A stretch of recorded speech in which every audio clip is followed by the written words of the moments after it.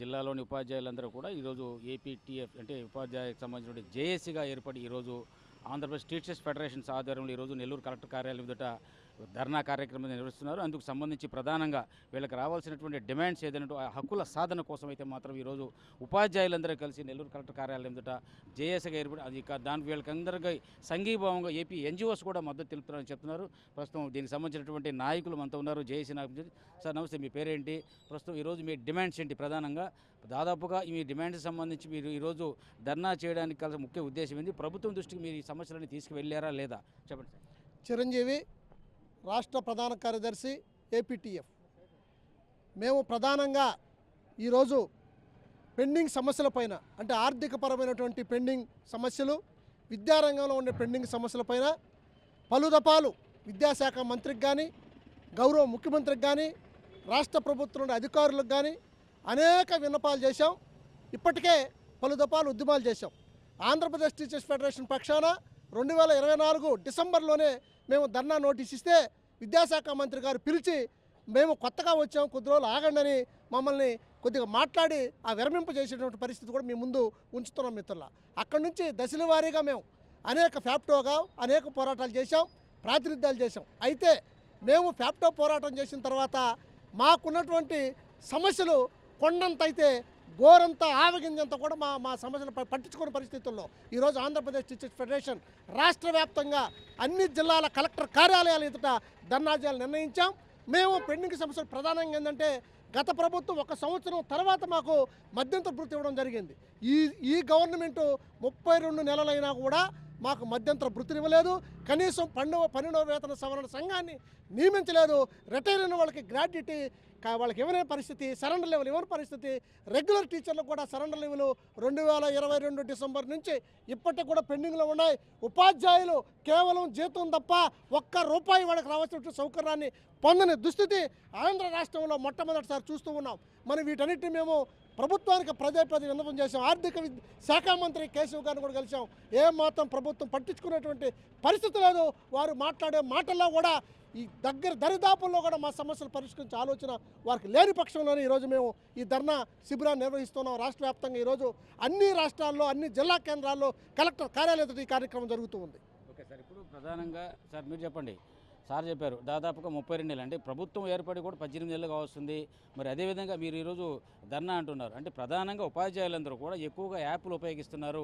ఆ యాప్లు మాకు తగ్గించండి అనేది మీ ప్రధాన డిమాండ్. మరి ఈ విషయాలన్నీ కూడా విద్యాశాఖ మంత్రి అయినటువంటి నారా లోకేష్ చూసి తీసుకెళ్లారా? ఆయన ఏ విధమైన యాప్స్ల గురించి మీకు ఏమైనా వివరించారా? వాటిని ఏమన్నా ఆ యాప్లు తగ్గిస్తానని చెప్పడం ఏమైనా జరిగిందా? ఈరోజు మేము ఆంధ్రప్రదేశ్ టీచర్స్ ఫెడరేషన్ నెల్లూరు జిల్లా శాఖ పక్షాన జిల్లా కలెక్టరేట్ ఎదుట ధర్నా చేస్తున్నాం. ఈ పరిస్థితిని ఈ యొక్క రాష్ట్ర ప్రభుత్వమే కల్పించింది. మేమేమి కొత్త కోరిక ఒక్కటి కూడా కోరడం లేదు. మీరు ఏదైతే ప్రతిపక్షంలో ఉండగా మీరు హామీలు ఇచ్చారో ఆ హామీలను మాత్రమే అమలు చేయమని చెప్పి మేము కోరుతున్నాం. ఆ రోజు ప్రతిపక్ష నేతగా ఉన్నటువంటి చంద్రబాబు గారు కావచ్చు, లోకేష్ గారు కావచ్చు, ఉప ముఖ్యమంత్రి పవన్ కళ్యాణ్ గారు కావచ్చు, మీరు అనేక ప్రచార కార్యక్రమాల్లో మేము వస్తూనే 12వ పిఆర్సీని నియమిస్తాం, అదే మాదిరిగా 30% ఐఆర్ ఇస్తాం, పెండింగ్ బకాయిలన్నింటినీ కూడా వెంటనే చెల్లిస్తాం, బోధనేతన కార్యక్రమాలు లేకుండా చేస్తాం, యాప్లన్నీ రద్దు చేస్తాం, తెలుగు మీడియం పాఠశాలలను ప్రారంభిస్తామని చెప్పిన మీరు ఈరోజు ఒక్క హామీ కూడా నెరవేర్చకపోయేసరికి మాత్రమే ఈరోజు ఉపాధ్యాయులందరం కూడా రోడ్డెక్కాల్సిన పరిస్థితి వచ్చింది. కాబట్టి మీరు మా పెండింగ్లో ఉన్న బకాయిలన్నింటినీ కూడా వెంటనే చెల్లించాలి, సిపిఎస్ రద్దు చేయాలి, 12వ పిఆర్సీ కమిటీని నియమించి 30% ఐఆర్ ప్రకటించాలి. లేనట్లయితే రాబోయే రోజుల్లో పెద్ద ఎత్తున ఉద్యమాలు చేయడానికి సిద్ధంగా ఉన్నామని చెప్పి మేము తెలియజేస్తున్నాం. అయితే సార్ ప్రధానంగా ఇప్పుడు మీరు చూస్తున్నటువంటి ఏటీఎఫ్ అనే దాంట్లో మీరు డిమాండ్లు పెట్టున్నారు. ఇక మిమ్మల్ని స్ట్రైట్గా అడుగుతున్నారు. మీరు ఉపాధ్యాయులుగా కొనసాగుతున్నారు. అక్కడ మీరు చెప్పినటువంటి కూడా 60 సంవత్సరాల నుంచి 60 సంవత్సరాల వయసుకు సర్వీస్ రెగ్యులర్ చేయాలండి. అంటే మీరు మీ వయసుని అంటే గతంలో 58 నుంచి 60, 60 నుంచి 62 పెంచమన్నాడు.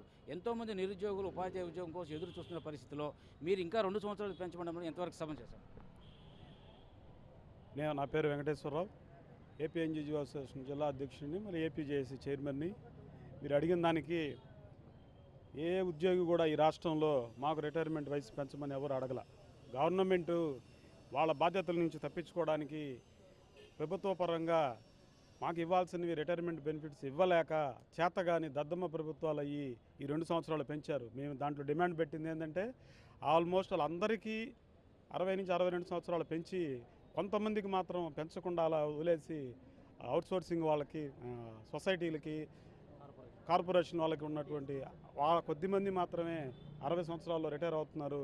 ఇంతమందికి దాదాపు 10 లక్షల మంది ఉపాధ్యాయ ఉద్యోగ కార్మికులు అందరికీ పెంచి 1200 మందికి పెంచకపోవడం అనేది చాలా దారుణమైన విషయం. అది పెంచడం అనేది ఆ డిమాండు. ఈ ప్రభుత్వాలు ఇలాగే కనుక ఇటువంటి నిరంకుశ విధానాలు, ఉద్యోగ ఉపాధ్యాయ వ్యతిరేక నిర్ణయాలను అమలు చేసే పక్షాన మేము ఈ ఉద్యమాల్ని ఉధృతం చేసి ప్రభుత్వాలకు తగిన బుద్ధి చెప్పే విధంగా మేము ఉద్యమాన్ని ఉధృతం చేస్తామని ఈ సందర్భంగా తెలియజేస్తున్నాం. సార్ ఈ రోజు వరకైనా ధర్నా అంటే రాష్ట్ర వ్యాప్తంగా ఇచ్చిన పిలుపు మేరకు రేపటి నుంచి కూడా ధర్నా కొనసాగే అవకాశం ఉంది సార్. ఇవి దశల వారీ ఆందోళనలు సార్. ఎప్పుడైనా నేను ఏపీ జేఏసీ పక్షాన్ని చెప్తున్నా, ఈ ఉద్యోగ ఉపాధ్యాయ వ్యవస్థల్లో ఎప్పుడైనా సరే గవర్నమెంట్ మీద మొదటి గలం ఇప్పేది ఉపాధ్యాయ వర్గాలే. వాళ్ళు గలం ఇప్పిన తర్వాతే జేఏసీ ఏర్పడి జేఏసీ అందరూ కూడా కలుపుకొని ఉద్యోగ ఉపాధ్యాయ కార్మిక పెన్షన్లు అందరూ కలిసి ఈ దశల వారి ఉద్యమాన్ని ముందుకు తీసుకొచ్చి ఈ ప్రభుత్వాన్ని మెడలు వంచి మాకు రావాల్సినటువంటి రాయితీలని మేము సాధించుకునే విధంగా ఈ ప్రక్రియ కొనసాగుతూ ఉంటుంది. Okay sir, thank you. అయితే దాదాపుగా ఈరోజు జరుగుతున్నటువంటి ఏపీ టీచర్స్ ఫెడరేషన్ ఆధ్వర్యంలో జరుగుతున్నటువంటి ధర్నా కార్యక్రమాన్ని మాత్రం రాష్ట్ర ప్రభుత్వం ఇచ్చిన పిలుపు మేరకు ఈరోజు ఈ ధర్నా కార్యక్రమం నిర్వహిస్తామని చెప్తున్నారు. అయితే ఈ యొక్క రేపటి నుంచి కూడా కొనసాగకపోగా దశల వారీగా, అంటే ఆ రాష్ట్ర కమిటీ ఇచ్చిన ఆదేశాల మేరకు దశల వారీగా చెప్తున్నారు. అయితే వీళ్ళు ప్రతి డిమాండ్లు ఏదైతే ఉన్నాయో ఇవన్నీ కూడా ప్రభుత్వం దృష్టికి తీసుకెళ్ళినప్పుడు కూడా ఇప్పటి వరకు కూడా సమస్య పరిష్కరించలేదని, ఎవరు కూడా 60 సంవత్సరాలు మేము వయసు పెంచమని మేము డిమాండ్ చేయలేదని, రాష్ట్ర ప్రభుత్వం ఆర్థిక ఇబ్బందుల కారణంగానే వాటిని 60 నుంచి పెంచడం జరుగుతుందని, తమకున్నటువంటి పని ఒత్తిడి ఏదైతే ఉందో యాప్స్ పరంగా ప్రభుత్వం దృష్టి తీసుకెళ్లిన వాటిని యాప్స్ కూడా రద్దు చేస్తామన్న ఇప్పటి వరకు కూడా హామీ కూడా అమలు కాలేదని, కాబట్టి రాష్ట్ర నాయకత్వం ఇచ్చిన పేరు దశల వారీగా తాము ఉద్యమాన్ని ఉధృతంగా కొనసాగిస్తామని చెప్తున్నారు. Cameraman Rohit, Ramesh, CVR news, Nellore.